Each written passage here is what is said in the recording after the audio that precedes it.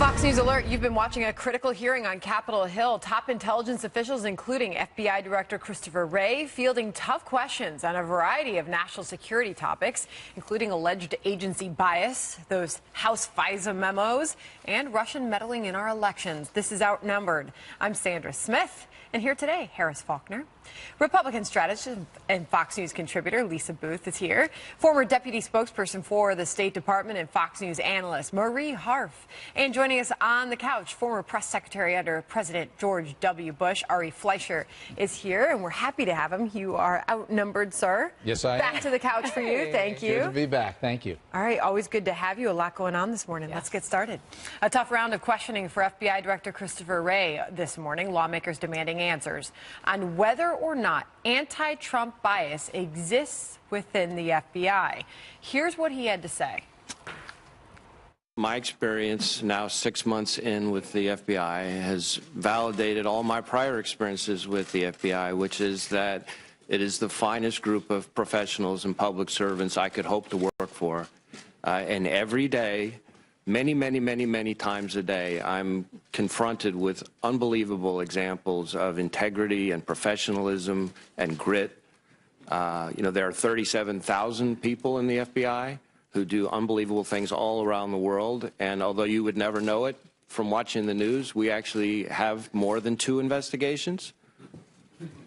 And most of them do a lot to keep Americans safe. Chief Intelligence Correspondent Catherine Herridge is live from Capitol Hill. She's been watching all of this with us. Catherine, a strong defense, Christopher Wray, of his agency there. Well, it was, Sandra, and good afternoon. Christopher Wray, the FBI director, took questions from 2 senior Senate Democrats on the committee, pressing him on this issue if he would defend the Bureau against what they described as attacks by the president, describing corruption within the executive branch of the FBI, and that the Bureau's reputation was in tatters. Here's another one of those exchanges. I'm a big believer in the idea that the FBI speaks through its work, through its cases, through the victims it protects. And I encourage our folks not to get too hung up on what I consider to be the noise on TV and in social media. The FBI director also took a number of questions, again from Democrats, on the Republican staff memo that alleged abuse under the FBI and the Justice Department during the 2016 campaign. Director Wray repeated some of the comments that he put out in a paper statement about a week and a half ago, that he felt that the memo was somewhat misleading because there was an omission of fact. He was not asked to comment directly on the Republican version, the counter memo, if you will. He has done so in a written letter to the committee Democrats in the House, where they outline, along with the Deputy Attorney General Rod Rosenstein, what they consider to be sensitive national security information that should also be redacted. One of the other big talking points in the hearing today was on Russia, and the bottom line there from the intelligence chiefs is that Russia sees what it did in the 2016 presidential election as successful, and that the Russians are at it again. Let's listen. We expect Russia to continue using propaganda, social media, false flag personas, sympathetic spokesmen, and other means to influence to try to build on its wide range of operations and exacerbate social and political fissures in the United States. One of the most emotional moments of the testimony came from the senator from Maine, Angus King, where he talked about the fact that at least publicly and to his knowledge privately, there hadn't been any real sort of punishment with teeth against the Russian for this kind of activity. And he said without any kind of meaningful deterrence, the Russians would continue to re-engage, and other nations would also follow suit in this particular case, Sandra. Catherine Herridge, thank you for that. You're welcome. Ari Fleischer is on the couch with us today. Did we get any answers in their testimony today? Well, I think on the topic of the Porter issue at the White House, you've got further confusion, because of the contradiction of timelines. I don't think the timelines is really what's the essence here. It's did the White House make the right decision or not in believing Roger Porter's denial That's the core of that issue. I think on the rest of it, when it comes to the memos, when it comes to collusion, of course we got no answers. We're going to have to wait for Mueller, and we're going to have to wait for the IG, the Inspector General of the FBI, Michael Horowitz, when he comes out with his report on the Hillary investigation and whether that was properly conducted. The hearing was really wide-ranging in the topics that were discussed. What stuck out to you, Lisa Booth?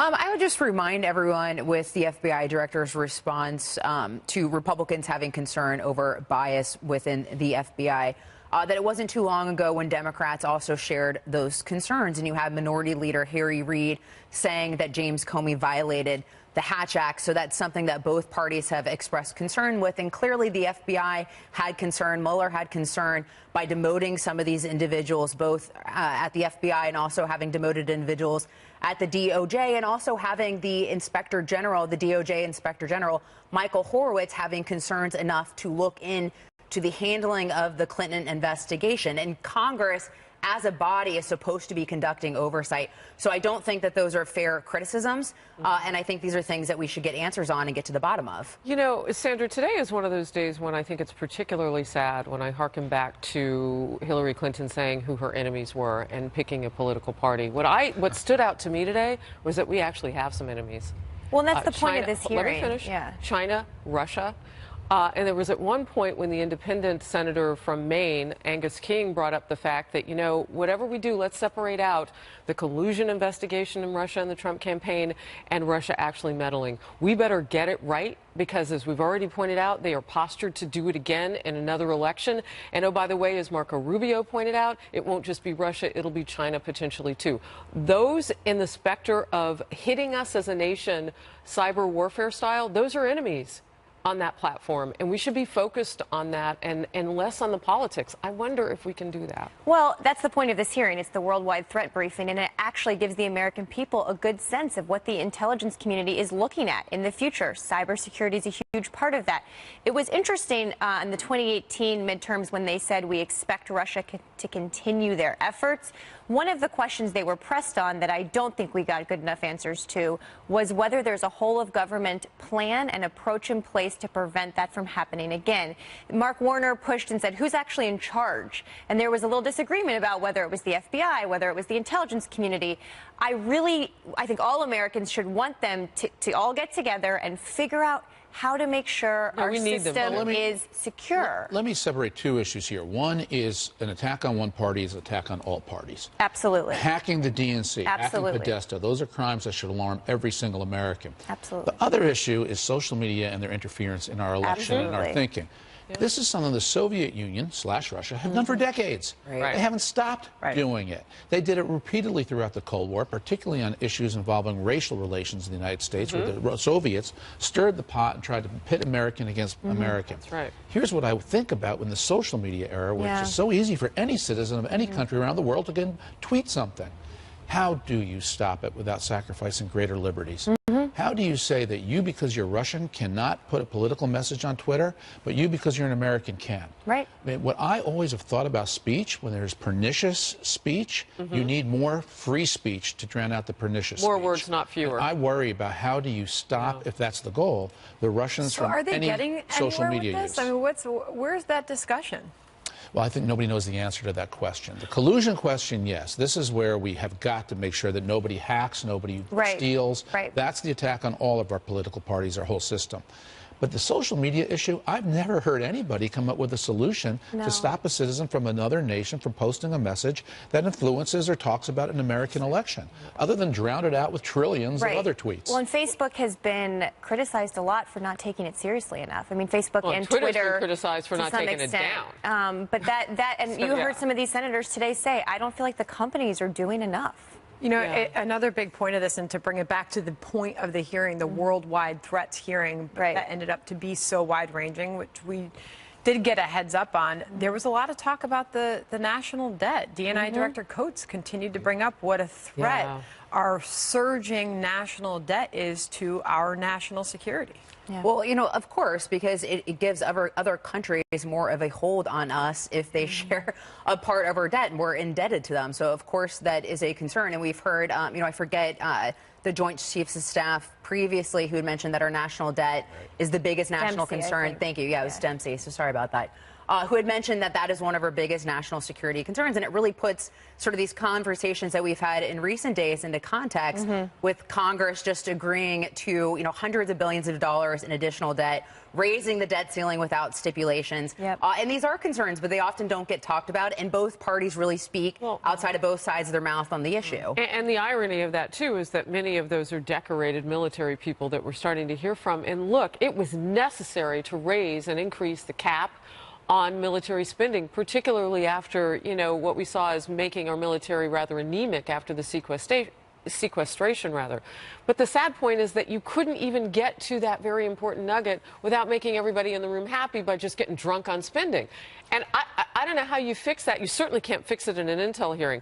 I did think it was interesting, though, that a lot of the answers, although not cyber, are going to come in that private meeting sometime after 2:30 p.m. Eastern today. I heard that. It was like a chorus of, well, we'll talk about that later. What did you make of that? I'll make you a prediction. There won't be a lot of answers in that closed session either. Really? No, because there are no answers to how do you stop people from using social media to influence something in another country. Right. Unless there's a nationality check in order to tweet. But that was an answer back for a lot of issues. To the United States border, you have to only be an American.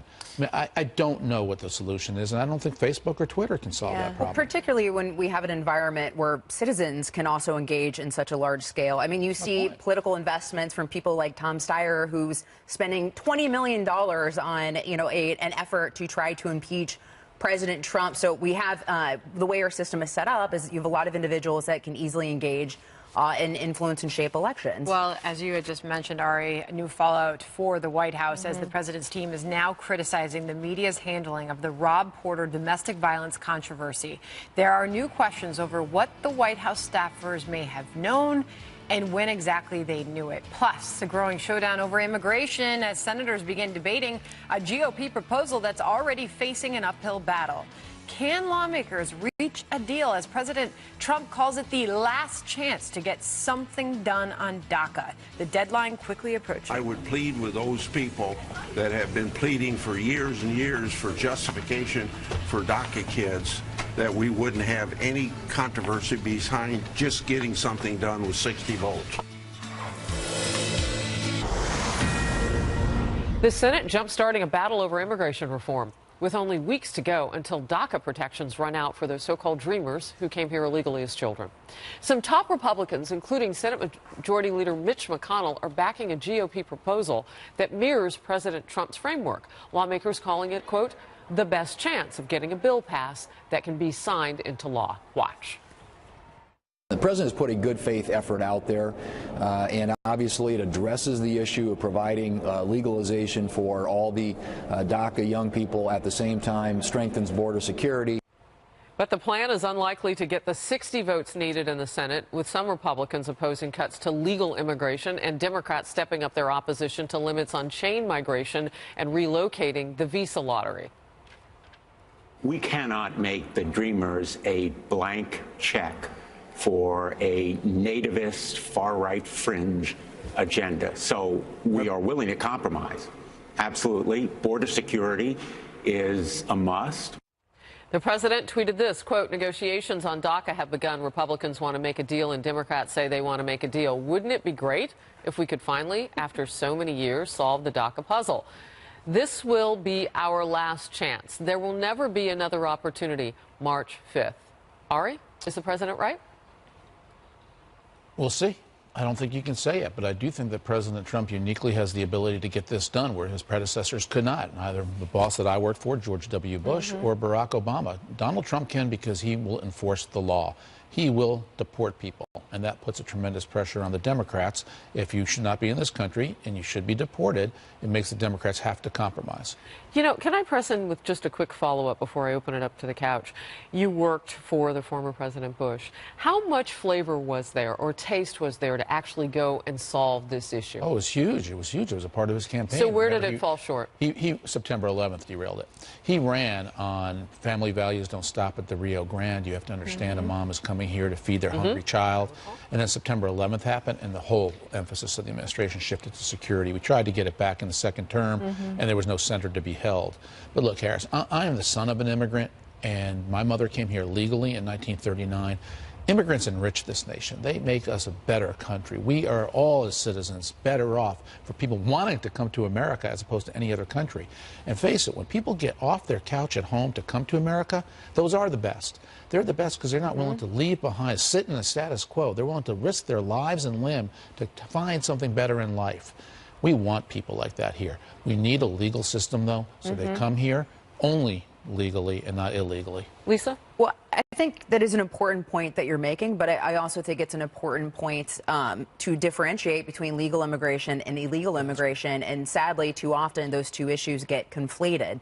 And the reality is, Charlie Hurd had actually made this point last week, and I went back to do some research because he had mentioned that if you look at polling, the vast majority of Americans actually agree with President Trump and what he's putting forward on immigration. And he was right. There's a Harvard-Harris poll recently indicating that almost 65% of Americans collectively agree with President Trump's plan that he outlined, that for DACA, for a pathway to citizenship for DACA recipients, that would include merit-based immigration, getting rid of diversity lottery, looking at issues, or even with border security. 53% of Americans agreed with some sort of hybrid between a wall and some sort of electronic fence as well. So the vast majority of Americans, this isn't a fringe issue where President Trump is on this issue. So I do think there's a danger for Democrats in putting it forward that way because simply the facts don't bear that out. And so I think that's problematic for them entering into this debate. You know what, I sort of also glean from what you're saying, that we're not maybe looking at this from the perspective of Americans having given this much more thought than we give them credit for. They're able to look at this issue and say, look, if this is our chance for the best deal, what's in it? So the politics of this is going to get really interesting because of the timing of this, right? Here we are in election year, and the next couple months is going to be a pretty intense fight. It is, and the closer we get to November, the harder these decisions become. They do not get easier. On the timing, though, there's an interesting side note here. The courts have actually put a stay on President Trump's decision on DACA. So this March 5th deadline, many people believe, will slip probably into April and possibly as long as June. Well, the White House is pushing back on that. Well, I mean, they may make a situation different through an appellate process, but go ahead. Right, but where things stand now, the courts and their ruling have put a hold on the end to DACA coming on March 5th. And so, you know, March 5th isn't that far away in terms of Congress. Congress is out of session next week, I believe. So there's a lot of work to be done and not a lot of time. We've said a lot. Why don't they work on weekends? Why don't they work at Marie, night? you were so right about that. You know, I mean, it's like March 5th, but they're like just a handful of legislative days. So this may keep getting pushed. But again, it doesn't get any easier the longer they wait to make tough decisions in an election year. Yeah. I would point out, too, that judge that pushed the stay had said that it might not even be on his docket until June. Exactly. So it could be, could be months. Further. All right. We'll follow the facts as they pop up. New questions regarding the Russia investigation amid a report that one of Robert Mueller's legal hires is a self-described Democrat and donor who also wrote for a liberal news outlet. Does this raise any red flags? Plus, a potential twist in the Russia investigation, why a newly uncovered email, which former National Security Advisor Susan Rice sent on the day of President Trump's inauguration, is getting attention from Republican lawmakers. Next. That email raises a lot of questions, but I can assure you that 5 minutes before you walk out the door of the White House on January 20th of 2017, you write an email about doing something by the book. It's pretty clear you didn't operate by the book. Two top GOP senators are asking former National Security Advisor Susan Rice to explain an email she sent herself on President Trump's inauguration day. That email summarized a meeting earlier that month between President Obama and top intelligence officials, including then FBI Director James Comey. The topic was the ongoing investigation into possible Trump campaign collusion with Russia. Rice writing, quote, "The president stressed that he is not asking about, initiating, or instructing anything from a law enforcement perspective. He reiterated that our law enforcement team needs to proceed as it normally would by the book." Senate Judiciary Committee Chairman Chuck Grassley and Senator Lindsey Graham sending a letter to Rice saying, quote, "It strikes us as odd that among your activities in the final moments of the final day of the Obama administration, you would feel the need to send yourself such an unusual email. In addition, Despite your claim that President Obama repeatedly told Mr. Comey to proceed by the book, substantial questions have arisen about whether officials at the FBI, as well as the Justice Department and the State Department, actually did proceed by the book. Does this look unusual to you, Ari Fleischer? Memos to yourself in the file in of themselves are not unusual. It's the way people in government will formally record something. What is unusual here is the perfection of this memo, the saintliness of it, the cleanliness of it, and the fact that 15 days later it came out on the last day of the White House. Why didn't it come out on February 5th if this is what was contemporaneously reported and heard? That's my problem with it. You know, when they say it's by the book, it kind of, this is like in Casablanca. Was there a memo to the police chief saying, I walked into the bar and saw no alcohol in the bar? You know, the same thing. When you say it's so done so well, it makes you scratch your head and go, why do you have to say that? What was wrong? By the book was said twice in that email to herself, and Marie. Maybe that's actually what President Obama said in that meeting that she was memorializing. That is also a distinct possibility. We have no evidence to the contrary. And a lot of us who were there at the very end were furiously making sure all the records were in place before we left. We were sending memos to ourselves. We were making sure the archives were getting things. This is a fairly standard kind of memo that she would have written. There's really nothing unusual in it. I think that everybody is reading this and seeing in it what they want based on how they feel about Susan Rice. Right? I think that those of us who worked with her think this is fairly normal. Those of us, those people out there who don't trust her for other reasons, think there's something else to hide here. It's like a Rorschach test for how people feel about Susan Rice. I'm just saying, if someone doesn't have a history of lying, it's a lot easier to believe them. This is my point. You don't trust she has her. a history of lying. Of course I don't. She just most recently lied about unmasking Trump officials' names. She said she did not on national television and then said, oh, wait, I guess maybe I did.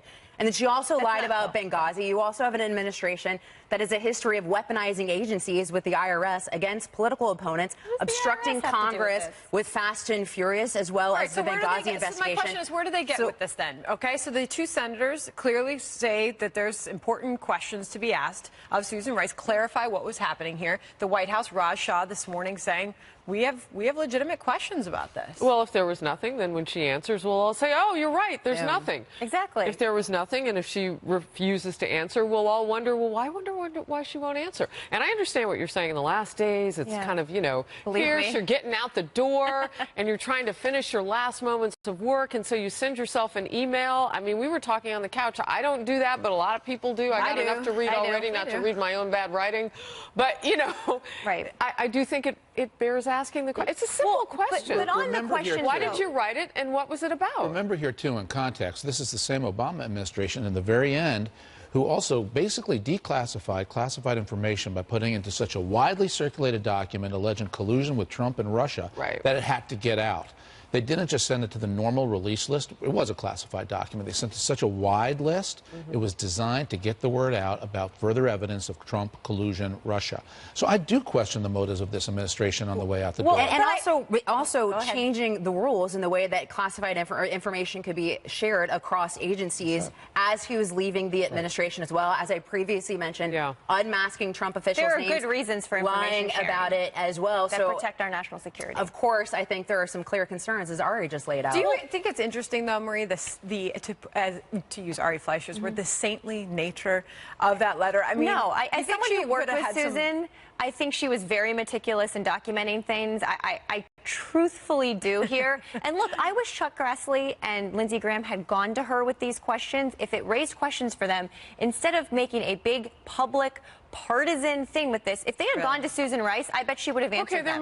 There might be she did when she was asked if she ever unmasked. I bet she would. I bet she. That you're twisting her words a little bit here, Ari. So but which you're good at. But I wish they had gone to her privately instead of making it a big public partisan story. Why they didn't, though, because for partisan reasons. The former administration had a habit of writing some talking points that she had a habit of reading, whether or not she thought they were true or not. We don't know what she thought. I think she read them blindly with regard to Benghazi. Oh, you think that she thought? I think she trusted what the CIA gave her. Harris, I think she trusted. I think she trusted what the CIA and the intelligence community gave her in their earliest assessment of what happened. Yes, and like if she had, that's what we're talking about. If she had changed the intelligence community's talking points because of her own personal opinion, we would all be furious at her. By the third Sunday show, because there were all on the same day, right? all on the same day. But you know, you're getting real-time feedback No, we're not sitting like birds on a wire outside this woman's office, right? She's going places. She went with the CIA's assessment, so. Come back in here, Ari Fleischer.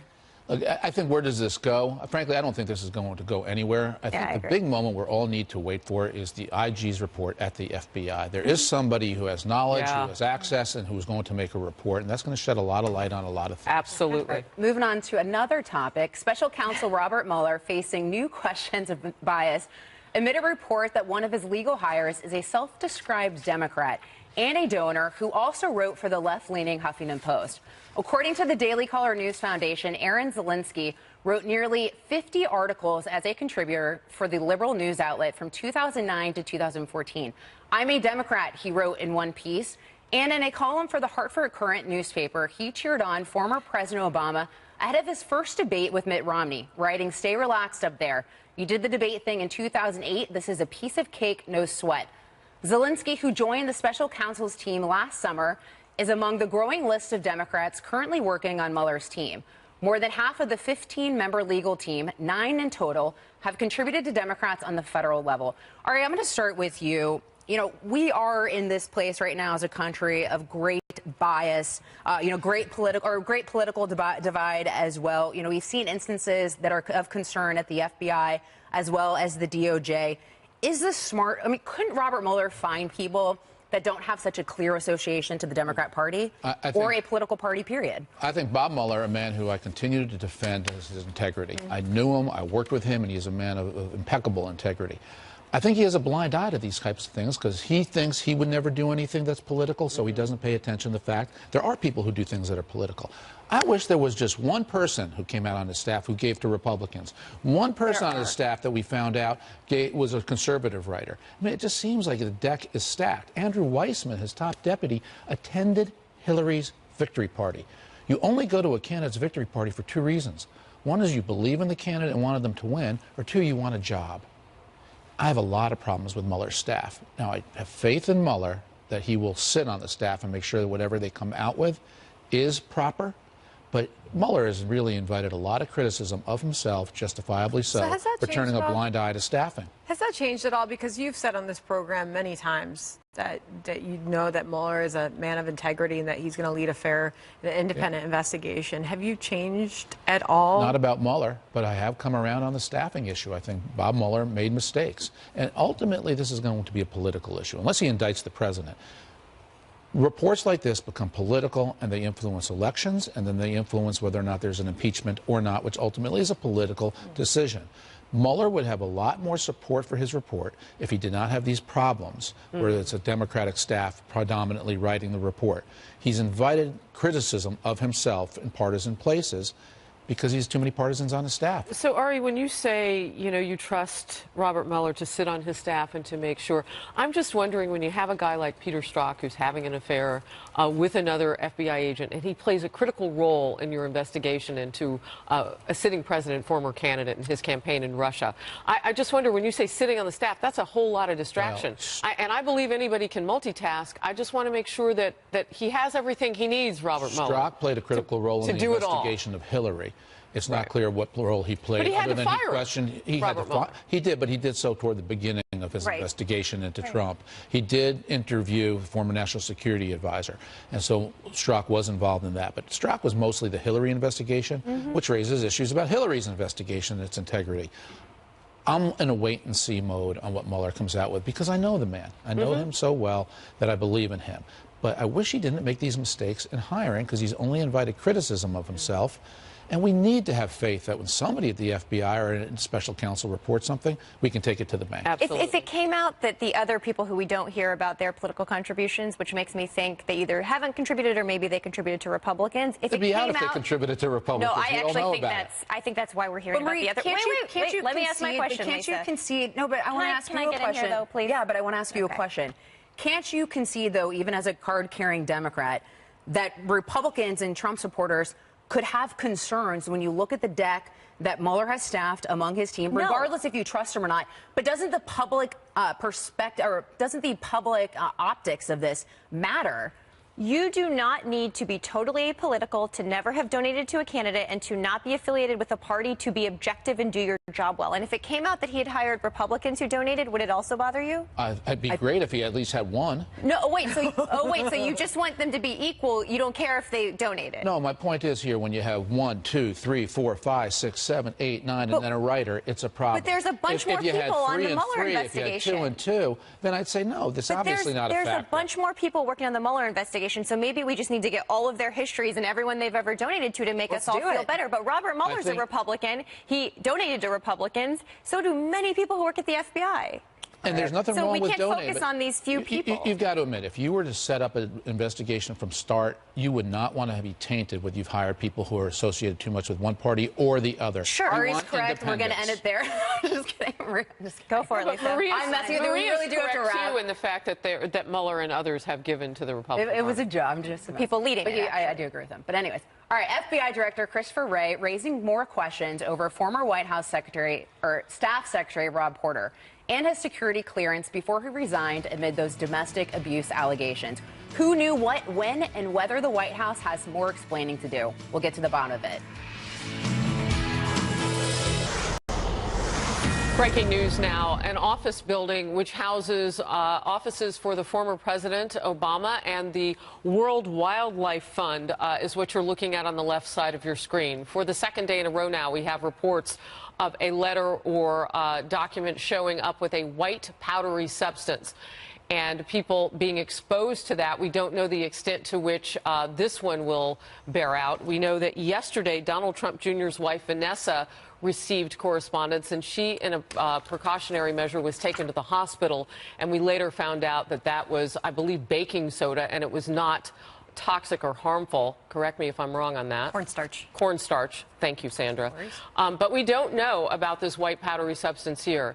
The letter, we're told, and this is per federal law enforcement officials, the suspicious letter was not addressed to former President Obama. Rather, it was addressed to the World Wildlife Fund, and that they received such letters in the past. Secret Service was on site with police out of an abundance of caution, we're told, and they are clearing the scene shortly, is what's being repeated to us. If there are any more pertinent details, of course, we'll bring them to you right away. This is happening in Washington, D.C., the left of your screen. Sandra?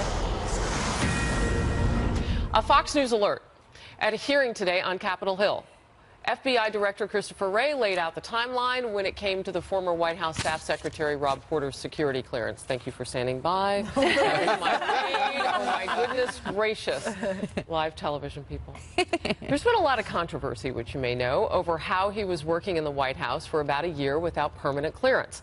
Porter, of course, resigned amid accusations of domestic violence by 2 ex-wives and a former girlfriend. Here's Director Wray earlier today. The FBI submitted a partial report on the investigation in question in March, and then a completed background investigation in late July. That is, soon thereafter, we received requests for follow-up inquiry, and we did the follow-up and provided that information in November, and that we admitted